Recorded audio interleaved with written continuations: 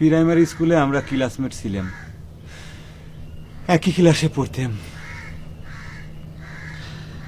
আজ তোমার কোলে এত বড় একটা সওয়াল, আর আমার কপালে একটা বই জুটল না। এতে জীবনের কিছু থাকে কও?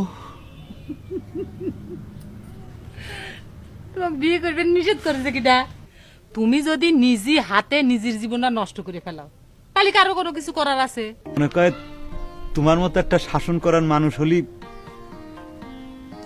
মানে করছি যে তোমার শাসন যদি পাইতাম, তাহলে মনে কয় যে আমি সঠিক পথে চলবে পারতাম। বুড়ি বয়সে ভালোই ভীমরতি ধরেছে, তাই না? কি করছো এসব তুমি? অটো যাও আমার চোখের সামনে থেকে, যাও।